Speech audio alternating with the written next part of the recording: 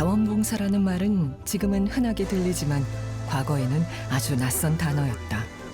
누군가의 헌신적인 노력이 있었기에 이제 그 낯선 말은 자연스러운 일상 언어가 됐다.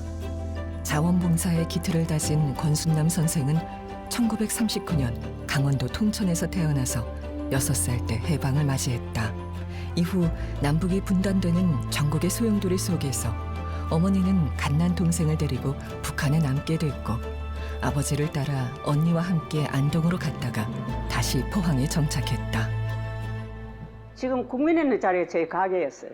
근데 6.25 갔다 오니까 거기 한보석이 떨어져가 못이 돼 있더라고요. 그러니까 거기서 건물 못 짓고 지금 남빈동 그 제1환경 자리에 땅을 좀 사가지고 아버지가 건물을 2층 건물을 올렸는데 건물 짓고 그때는 세면이 없어 목조로 지었잖아요. 누가 옆에서 포장버스 한 사람 불을 내가지고 그 건물이 목상 내려앉고 이래서 그때부터 저희들이 이제 고난 행군이 시작된 거지. 전쟁으로 가족과 생리별을 하고 궁핍한 생활을 해야 했던 그 시대의 아픔은 권순남 선생 역시 피해갈 수 없는 운명이었다. 그렇게 포항에서 성장하고 힘겹게 사춘기를 보내던 선생에게 인생의 방향을 만들어준 작은 계기가 있었다. 우리 친구가 이제 그래서 방학 때마다 이제 고아원에 가서 애들 돌보고 한다고 그러더라고요. 그러니까 겨울 방학 때 나보고 이제 같이 갈래 해가 따라갔었어요. 어떤 곳인가 싶어. 갔더니 수녀님 운영하는 고아원이었어요. 그러다 보니 일일이 다 못 돌보니까 뭐 이래가지고 고양이 수염 기린 아들 코 이래가 막 여기도 새까맣게 나서 손 양발도 신은 애들 안 신은 애들 뭐 이런 애들이 있어서 그런 아들 모습을 보고 제가 참 엄마의 그리움에 늘 이리 불만이 많았었어요. 그 표현은 안 하지만 그 아들이 내 인생을 바꿔놨다 저는 그렇게 생각해요. 그런 게 이제 제 자원봉사의 시작이었다고 봐요. 지금 생각하면. 순수한 마음으로 그 아들을 돌보던 소녀는 대학에 들어갔지만 가정 형편으로 졸업을 포기할 수밖에 없었다. 이후 사회활동을 많이 했던 남편을 만나 두 딸의 어머니가 됐다. 그러던 중 아이들이 다니던 영흥초등학교의 어머니 회장직을 맡으면서 당시로는 평범하지 않던 여성들의 사회활동에 눈을 뜨게 된다. 가장 먼저 눈에 띈 일은 당시 배수가 전혀 되지 않는 학교 운동장 문제였다. 권순남 선생은 어떻게든 그 문제를 해결하고자 동분서주하게 된다. 다른 학교는 다 괜찮은데 영학교면 그 뭐 섬이고 그러다 보니 그런 게 있겠다 생각은 했지만 대책이 없잖아요. 시청에 갔더니 그거는 우리 시하고는 관계없고 교육청을 가야 된다고 그러더라고요.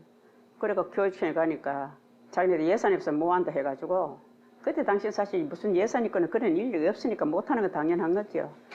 이제 누가 아이고 군인들 뭐 그런 일이 잘하던데 해병대가가 한번 회장님 건의해보면 어때요 이러더라고요. 우여곡절 끝에 해병대 공병대에서 장비를 지원해 여름방학 한 달 배수 공사를 진행했고 어머니 회는 간식을 지원하면서 문제가 있다면 사람을 모으고 힘을 합쳐 성과를 만들어내는 일은 더욱 활성화됐다. 선생은 이러한 경험을 바탕으로 본격적인 사회활동에 뛰어들게 된다. 1995년 정부는 2002년 월드컵을 준비하는 과정에서 정부가 지원하고 민간이 운영하는 방식의 자원봉사센터를 설치하라는 지시를 전국 16개 시도에 내린다. 그때부터 제가 이제 이 자원봉사에서 이제 센터가 뭔지에 대해서 이제 연구하기 시작했고 그때 우리나라에는 센터가 한 데가 아무 데도 없고 다 똑같이 시작하다 보니까 자료 얻을 데가 한 군데도 없었어요. 센터는 있는데 거기도 다 우리 포항이나 마찬가지로 이제 시던 거는 와서 이제 연구하고 하는 그런 과정이더라고요. 그래서 모델이 하나도 없어가지고 남을 가르치려면 내가 완벽해야 한다는 게 권순남 선생의 소신이다. 1997년 미국 뉴욕에서 세계 자원봉사 지도자 워크숍이 열렸을 때 권 선생은 자비로 참여한다. 다 영어권의 사람이 오고 영어 뭐 하는 건 가보니까 내 혼자뿐이 아닌가 할 정도로 그래도 내가 노트에다가 대충 얘기하는 거 메모해가지고 이제 저녁에 우리 그 이강현 박사님이라고 그분이 아시아 이사기 때문에 그날 그 오셔가지고 내가 저녁에 이제 그 얘기를 하니까 이제 수정을 해주셔가지고 그래 그걸 이제 내가 또 고쳐오고 이렇게 해서 초창기에 제가 뿌리를 내리기 시작했죠. 권순남 선생은 워크숍에서 만나는 사람마다 자신의 명함을 전달했다. 한국에선 부족한 자료를 받기 위해서였다. 결국 2달 후 뉴욕에서 워크숍 결과지와 청소년 자원봉사 키트 자료가 왔고 권 선생은 대학생과 청소년 자원봉사에 더욱 매진했다.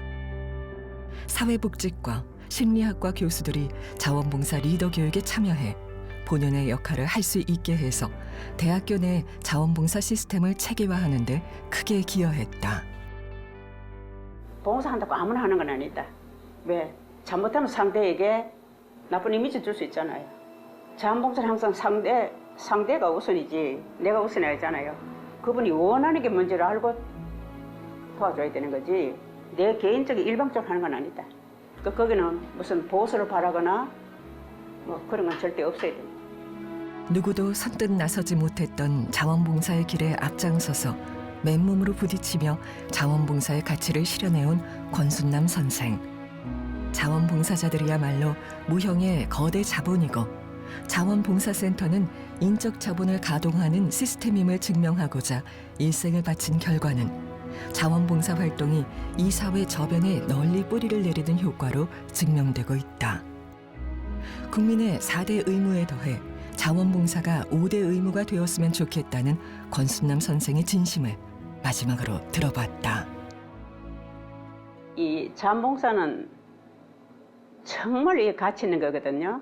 그래서 우리 포항 시민 모두가 나 자신부터 먼저 변화시키고 진정한 자원봉사의 가치가 무엇인지를 먼저 깨닫고 그 다음에 사회에 나와서 자원봉사를 하게 되면 우리 사회가 좀 더 따뜻하게 긍정적으로 이렇게 함께 살아가는 좋은 문화가 발전되지 않을까 이렇게 싶습니다.